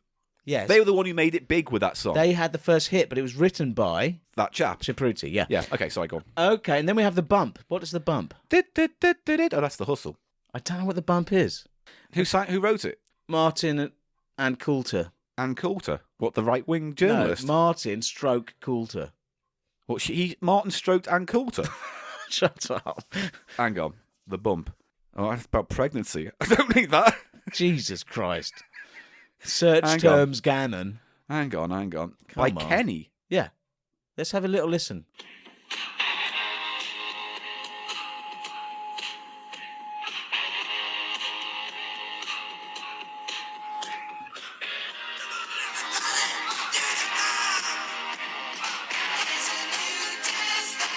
It's shit. I kind of like this version though. That's well glam. So it's another glam one. Glammy, stompy one. Because the bump, you're getting confused because the bump is also a disco dance. Yeah, that's what I was thinking. Yeah. Then we have fiddling. You tree. I don't know what that is either. Fiddling. Fiddling. We'll move on. I'm not interested in fiddling. Let's Twist Again.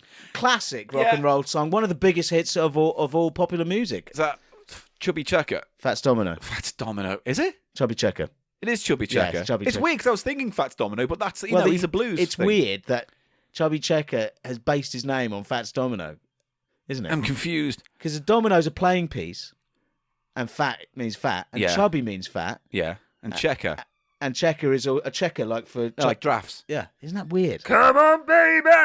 Let's do that twist. So he had several records based on the twist. It was back in their time. Well, we've played on the show before. We played when he did it with the Fat Boys, and he did the Yes. that 80s rap They did version. that, of course. So that's, again, a classic record, Yeah. but their version. And then we close out the album and finish Party Right. with a medley of Sailing. We are sailing. Rod Stewart made that famous, didn't he? This is the end of a party. It's night. definitely the end. of a disco. So it's a curated kind of party, Again, isn't it? you can Like- fuck off for 40 minutes Yeah, you and just go, play this. Flip it over, love. Will you? Flip it over, darling. Yeah, Have all it at right. the bar. All right. I want another Finishing- glass of hop. And finishing, You'll Never Walk Alone. And so that's that album. I never want to hear anything by them ever Mate, again. I thought this wonder would be- what happened to them. I bet No, they're still going. I think they just do like clubs and pontons and just do university it, gigs yeah. and stuff like that. They're probably still in So that they're van. working, yeah. Fair play. Yeah, fair play. Like, apparently, still Jive Bunny's still going. What's still going? Jive Bunny. Oh, my word. The rumor is like he still turns up at 80s With a retro big- with a music big rabbit head. Yeah, and then he basically pretends to mix singles while he plays an MP3 file probably Oh, my of his word. albums. I don't know. Isn't that a bit sad? It's like Jive Bunny is the shit naff version of Dead Mouse. yeah. You know what I mean? Yeah. So we spent 30 minutes talking about Black Lace, and now I don't know whether we should crack on with one album or do both. I reckon we should do one more, Yeah. and I reckon we should do Russ Abbott. Okay, let's talk about that. Eli, I'm going to talk Paul. about Russ Abbott. I know, because you love Ross Abbott. Russ Abbott, get his fucking name right, you cretin. Ross. No, I said Ross now. Fuck off. Okay, so Ross Abbott. YouTube channel, Weekend Lollygagging, gave me this because he bought it in a charity shop. And we have covered Russ Abbott in the past on the show. Weekend lollygagging. That's the name of this channel. Okay, and what can you see on that channel? Lollygagging at the weekend. What does that mean? I don't know. Okay. Good. Thanks for the record, though. He bought it because obviously we'd done the Russ Abbott. What was his... Atmosphere. yeah, that was the song. What's the album called? Party? Something shit. Party. It's called Party. Party. Similar album. Very similar album. And definitely of that genre. Should we call it? Naff Party. 80s Naff Party. NaffPop. NaffPop. 80s NaffPop. Yeah, it's very 80s much both NaffPop. in that. But the problem is that, look, this is going to be contentious. I would say Russ Abbott completely fails in NaffPop apart from that one track. But even that's better Atmosphere. in your... Yeah, that's better in your Terrible head than it song. is when you hear it again. Yeah. I would say Black Lace do NaffPop Better? better. Yeah, okay. Regardless of quality, you could put that on uninterrupted at a party and play it. You would never fucking put Russ Abbott's party album on. Yeah. Track by track by track. Because it's got so many varying moods and the quality's so shit. Some poor vocals. The production on it is very Casio Yeah, keyboardy terrible. kind of shit. So is it better? The production you'd say is better on Black Lace as well. So even though they are very much naff party pop, yeah, um, Black Lace are actually better at it. yeah. Better produced records. I guess they know who their audience is. Whereas I think Russ Abbott wanted to be taken seriously to some extent. But it's funny because in that interview they were saying about how they don't want to be taken seriously. It's not serious, all a laugh. So they Yeah. are just sort of just just over the line from comedy or novelty music. Do you see what I mean? It's that difference between like somebody who makes a bad film on purpose and someone who makes a bad film but the intent is pure. Yeah. And that's usually what's more endearing. And I Yeah. kind of feel like Black Lace, The intent is pure. the intent is pure because they know Yeah. we fucking know what we're making It's just, yeah. and we're going to rinse this And for as people much like as it. we can. Hey, people like it, don't they? Yeah, whereas Russ Abbott was like, I'm making an album. What do you want to do? I want to cover that, and I want to do it, but make sure the production's really low and everything sounds like it's on a school keyboard. Now, Paul. Before we go off on this, very also similar to Roy J. Spook, that guy. Yes. Flash in the pan It's star, sort of easy listening meets 80s pop synth. but isn't it? Sort of- self-indulgent. Yeah. Where he thinks he's making something better than he Yeah. is. I mean, he was just obviously had drug issues. I mean, Roy but again, J. the quality of that was also better than Russ Abbott's one as well. Yes. Anyway, fast forward to this album that we were given, and when I saw he got this months ago, I was jealous because I've not been able to find this in a while, but it's Russ Abbott's Madhouse album. Very nice copy. Gatefold sleeve. Although it's only got one album, thank fuck. Gatefold sleeve. It's not a double album, yeah. It's just there for pictures and lyrics. And it's based on the TV show Russ Abbott's Madhouse. Now, the story being that As we've said before, Freddie Starr originally had the Madhouse. and then had some kind of divorce problem at the He time, did- or No. Again, I've said this story before, so don't repeat myself. But basically, it was Just meant to recap be, for It us. was meant to be Freddie Starr's Madhouse. it was his vehicle. During the first few episodes, it was apparent that this was a shit show. And the legend goes that he just went up to Russ Abbott, who was part of the cast originally as one of the background players. Yeah. I went, "It's your fucking show, mate. I'm off," and storms off. And it became Russ Abbott's show by So default. someone must have had faith in Abbott. Yeah, because Abbott, again, we've mentioned this, came from a musical background.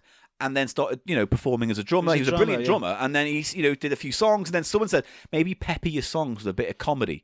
And then for whatever reason, it led him into doing Being a Madhouse. comic, yeah. Yeah. So this... But his broadly Scottish character, Ockeye Jimmy or whatever. Okay, the new see you, Jimmy. He used to headbutt people a lot. Yeah. That's kind of racist, isn't it? Oh, I'm not having this chat. You wouldn't do that now, is all I'm saying. I would. I did it last week on the fucking podcast. So, you know what I mean? Okay. These are all songs. It's an album of songs taken from the first 1 or 2 seasons of the Russ Of the Abbott Madhouse. And it was a big hit, Madhouse. So Yeah, Freddie it was a Starr must have been like, oh, fucking hell. Well, no, here's what I think the problem is. Freddie Starr is one of these acts who they thought, if we give him the basic framework, he's so crazy and anarchic, it will go off the rails and it'll be funny in an anarchic, we can't control this way. Yes. So let's surround him with talented people who can roll with the punches. Who can be the straight Yeah. men to him. However, in actual fact, it was He was just a formless, shambolic and embarrassing shit. Yeah. And that's what it was. Did you ever watch that first episode that's online on YouTube of him? No. I put a link to it on our website So he page was for this in the episode. first episode and it was broadcast. Yeah, I don't know if it was broadcast. I honestly don't know. Right. To my mind, I don't know all the details, but on YouTube, there's an episode of Freddie Starr's Madhouse, and it's done like a fake vaudeville, so it's all done on stage Yeah. and an audience and stuff like that. Everything about it is misguided, misjudged, ill-timed, unfunny, yeah, desperate, yeah. and there are other performers, struggling. There's like material that goes nowhere and ends without any form of punchline. Yeah. Ooh. And you can tell there have been hard edits where they've just gone, this is dead, cut to the next thing, and it cuts to a song. Yeah.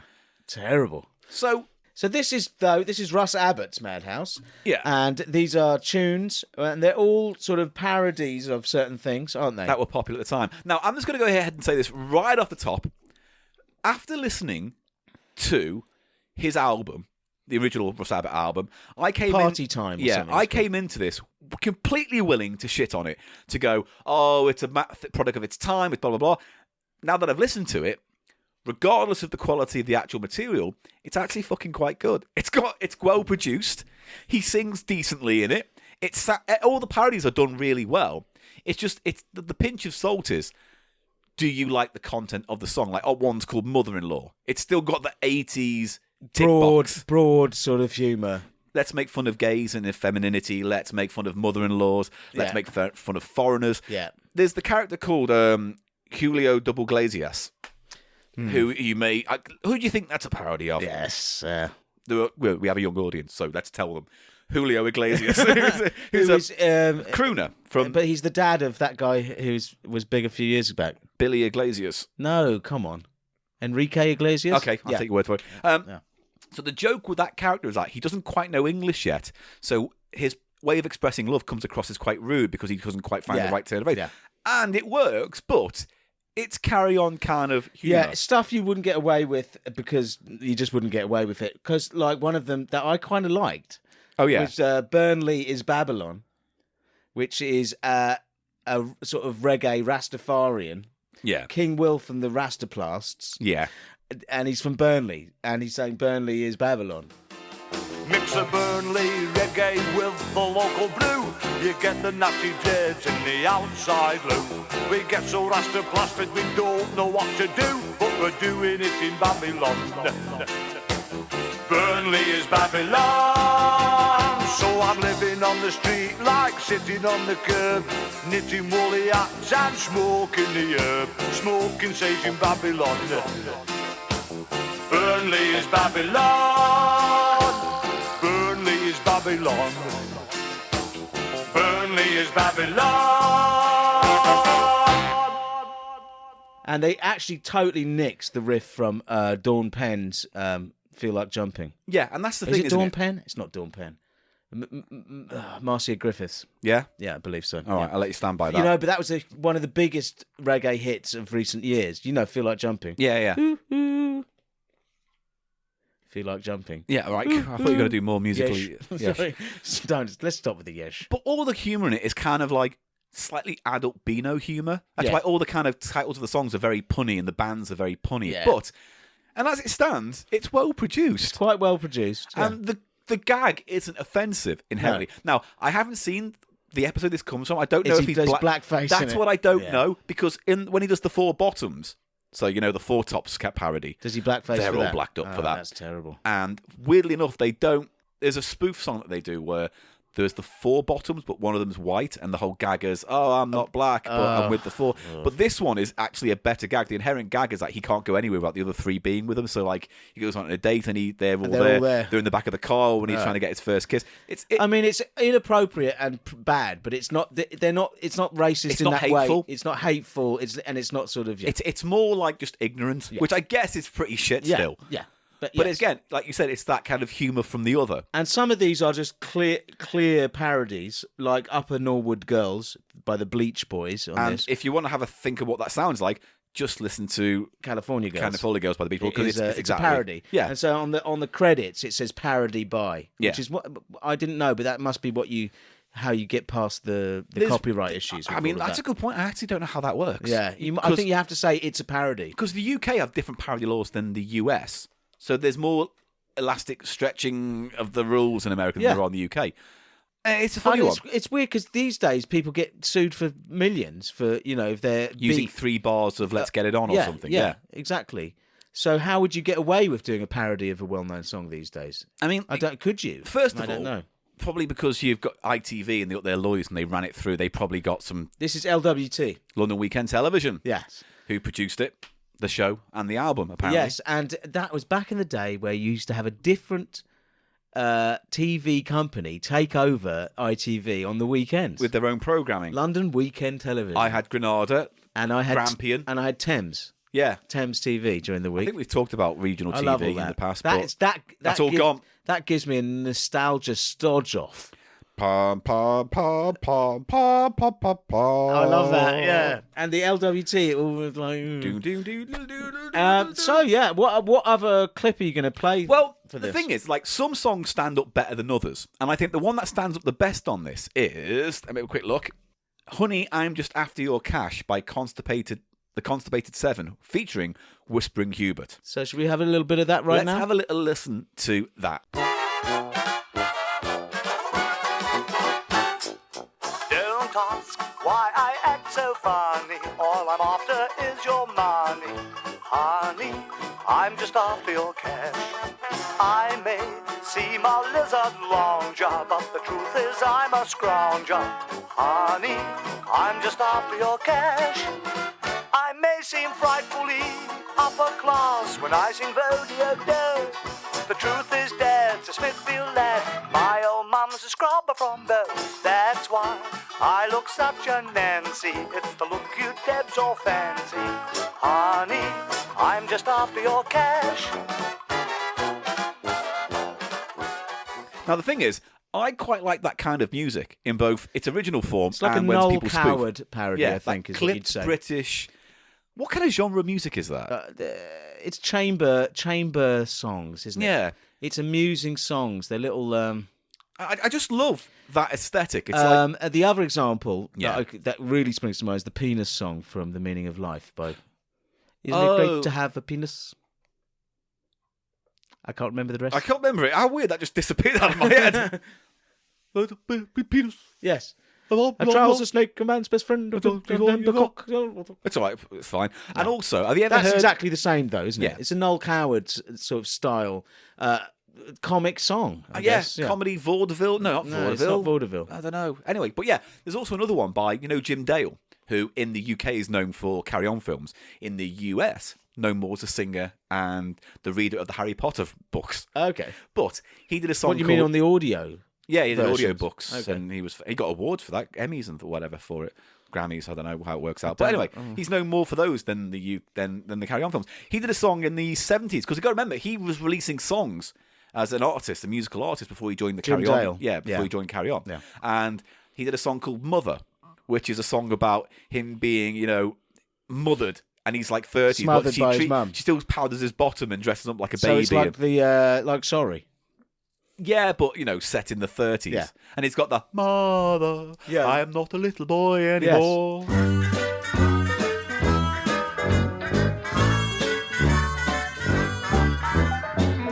Mother, I'm not a little boy anymore. I've grown too old to tuck in bed. I don't need milk, give me soda and a whiskey instead. Oh, mama, cut my curly hair, mama. Don't want my teddy bear, mama, I'm almost 33. So please don't mollycoddle me.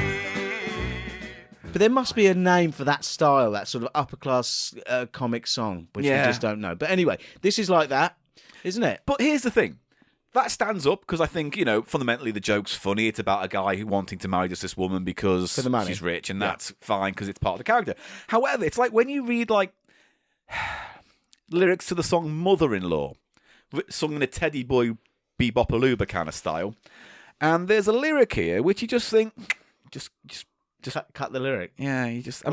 Give it. But back in the day, it didn't matter. But now it's like, oh, fucking hell. She was fixing her makeup the first time we met. She was giving the concrete a stare.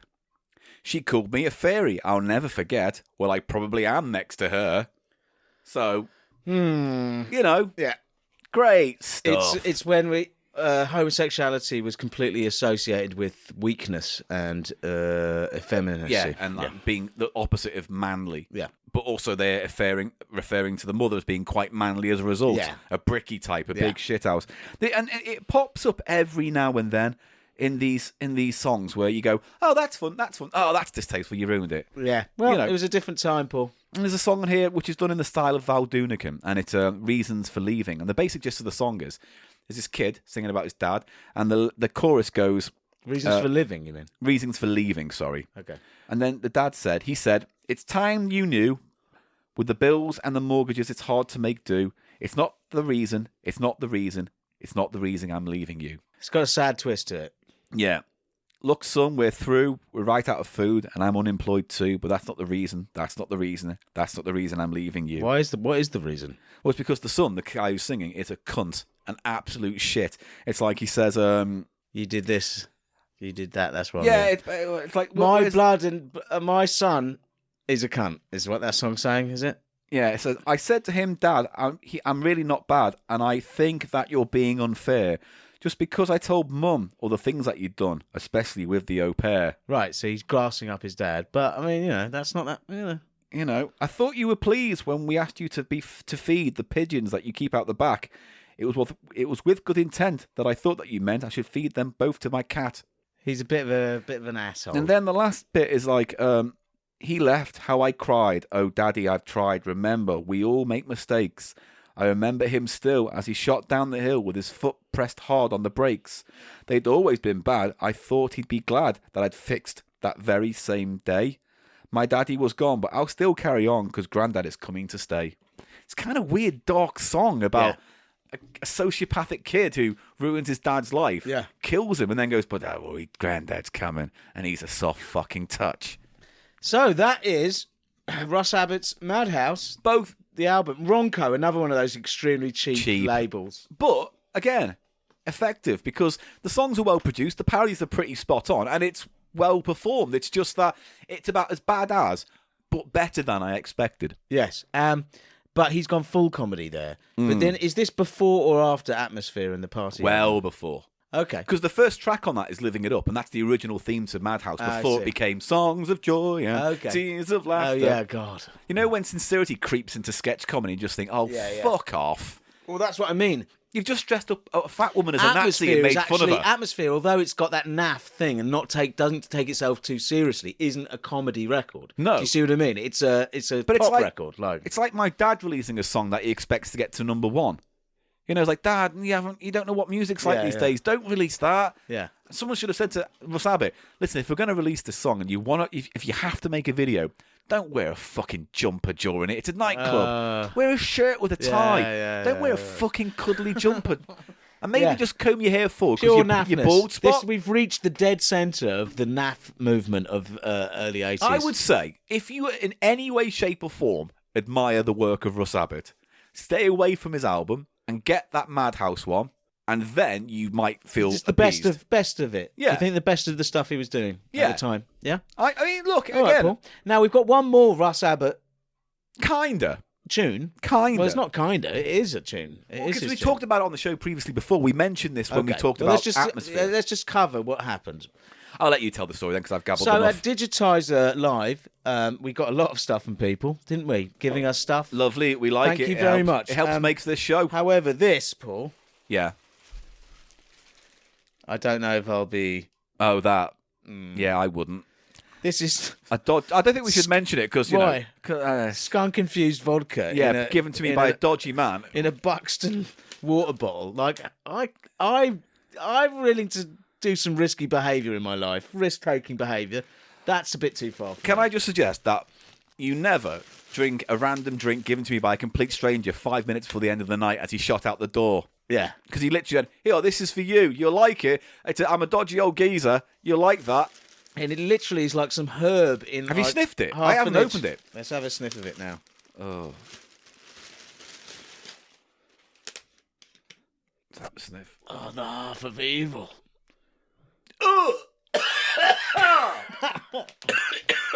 Yeah. I don't like vodka. I don't like that. No, and it smells very much of vodka with weed in it. So, Well, there you go. I mean, that's what it is. now, we were handed this. You were handed this by a lovely guy at Digitize Alive. And this is a really nice cover, 7-inch single cover. Player One, Yeah. Space Invaders. Space Invaders backed with a menacing glow in the sky. Okay? And I thought, oh, that's interesting. Some kind of novelty Space Invaders record thing. Yeah. But if you look inside, what's inside? Randomly, it was Russ Abbott. The space, but weirdly, it's not the right record for this sleeve, but it is a record that has the word Space Invaders in the title. Which is what must have happened. Someone was going through their record collection or whatever. It was sorted, definitely. Just double check what you buy. So the thing that was in the Space Invaders thing was a tune called "The Space Invader Meet." The Space Invaders meet. Floorboards. The Space Invaders meet the Purple People Eater by Russ Abbott. I think we have played that on the show before. If not, it's definitely on the website, one of our pages. And it's one of his better ones. I like it, and it's It's a comedy song, definitely. Definitely a comedy song. He's doing some quite strong characterisation of the guy, and he's a guy who plays. It's a character from the Madhouse. Is it? Yeah, that kind of teddy boy kind of character. Right. Yeah, he's sort of a London sort of guy. And in the video for it, they just got a little actor, a little person, and painted him green. Really? Yeah, and gave him dealy boppers and asked him to play Space Invaders. Okay. But the story of that tune is like the Russ Abbott character is a big Space Invaders player fan. Yeah, and then ends up playing. Oh, here we go. Here's the actual song. Space Invaders Player One is a song by Australian songwriters Russell Dunlop and Bruce Brown, recording under the name Player One in 1979. The song was based on the hugely successful 1978 game. It was a novelty hit in Australia, peaked at number 3 on the Kent music charts, went platinum. I'd love to find a real copy. Do you want to Let's have a listen little to it? listen, yeah. I think this is the one.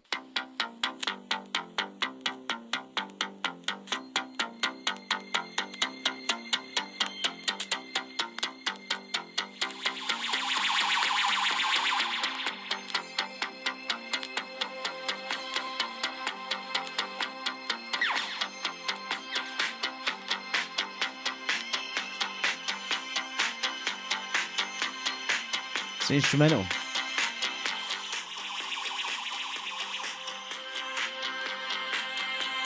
Yeah, it's the original. Yeah. But it's an instrumental.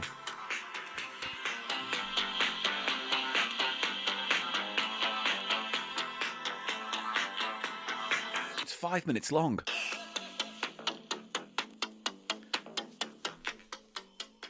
That's all right.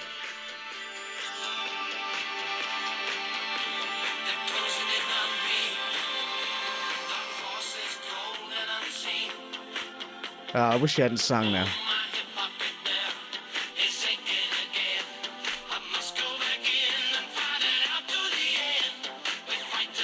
It's shit. Yeah, you've ruined it by singing. Yeah. I think that's the 12-inch version, actually. Yes, yeah, that's going to be the 12-inch version, definitely. It's sort of space disco. It was nice until they mediocre space disco. Because yeah. what was that other thing I got you on vinyl, and I keep forgetting to give it to you, and I gave it, was like the Yellow Orchestra. It's like a Japanese... Yellow Magic Orchestra. Yellow Magic Orchestra, because they had this song called Space Invaders, They didn't did, yes. Theirs is really good. And theirs is... They are hugely influential. Yes. Not- On the hip-hop scene, early hip-hop scene, and also in just electro. Yeah, and, like Kraftwerk. and say, stuff like that. You know, and they're still going on and off. Electronica. Very good. And also, I've read that the guy out of the Yellow Magic Orchestra had several solo albums as well. Which were successful and were influential. are rated critically as well, yeah. Well, there you go. So today we spent an hour talking about Russ Abbott and Black Lace. It was fun, Paul. I've enjoyed it. It was actually quite interesting. Mate, music is my bag, you know? Music is your radar. What does that mean? It's a song by Blur, isn't it? Oh, fuck off. You have Do you to mean bring them up. What's wrong with Blur? Do you want me to say what's wrong with Blur? Go on, what's wrong with Blur? The whole Mockney thing. All right, that was like Tiresome. 2 albums out of Tiresome. all Also, of them. Damon Albarn thinking that he's cool. That always gets All right, me. well, okay, who would you rather hang out with, Blur or Oasis? Blur. Well, there you go then. Way Blur. Well, there you go then. All right? All right, good. They win. Yeah. All the people, so many people. That great. Yeah, but again, it was just 2 albums, really. I like some Blur stuff, okay? Leisure, Modern Life is Rubbish, got fucking great tracks on there. Yeah. Park Life is a stone cold fucking killer of an album. All Great right. Escape was where it got a little bit too broad and a bit too silly, but there's still great things in it. And then they completely twisted it with Blur, followed by 13, followed by Think Tank. And You're then a whatever. big fan of Blur? Little bit. Yeah. Okay, fine. But I'm just not a big fan. All the people. I'm not a big fan. So many people. Is that the end of the show then, Paul? Well, we were going to do something else. We were going to talk about that TV album, but long story short, we'll save it for another time. Yeah, absolutely. Because it has been an hour about Russ Abbott, And Black Lace. Black Lace. We might be the only podcast in the world to devote 39 minutes to the works of Black Lace. And we didn't even do any research. no, we just looked at Looking magazine from 1984. It's brilliant. Well done. Well Shake done. my hand. We're It's touching. weird, touchy, We're touching. weirdy. Look at Wait, you don't do the hand tickle. I gotcha. We're rocking and we're rolling to the music on the Russ Abbott Manhouse. We're laughing and we're rolling, gonna be a lot of cooling, alright. The record's only starting and we're moving and we're grooving together.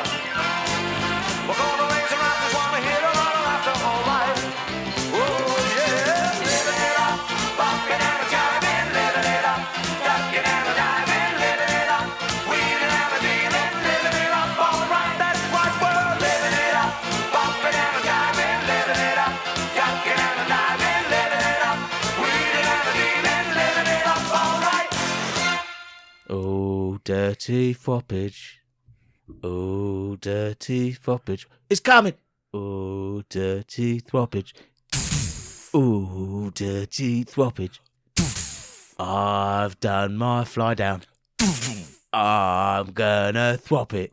Do you know what, Paul? That was almost like Vienna by Ultravox. Do you know what, Paul? Do you know what, Paul? Oh, throppage! In this cold weather we've been having, the nuzzle beak gets very, retracted. Are you talking about your dick? Yes. Right, the nozzle beak. Fucking hell. Have you ever?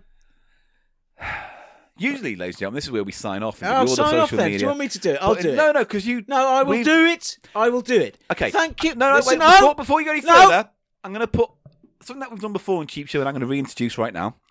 I'm going to let you completely sign off, right? Yeah. So that means I want everything. The minute you get something wrong, I will slap your bare arm. No. We've gone through this before. No. It was I'm successful. not going to sign off then. Great. Ladies and gentlemen, thank you for listening to Cheap Show, the economy comedy podcast. It stars me and Paul... And Paul Gannon. You should slap me, really, for that. Listen. Is that it? Fuck off. Come on. Did you really want me to hit you hard? Yeah, go on. Hang on. Here we go. Where? What part of your arm? Do it there. On the flap. Do it there. Ow. Are you joking me? Is that the hardest you can do? I'm not doing this, Paul. It's really freaking me out. on. Weird. Pants off. Paul, stop! No, he's undoing his belt. Oh, he's got his pants out. Nice shade. Thank you. They're good, yeah. Burgundy. They were white this morning.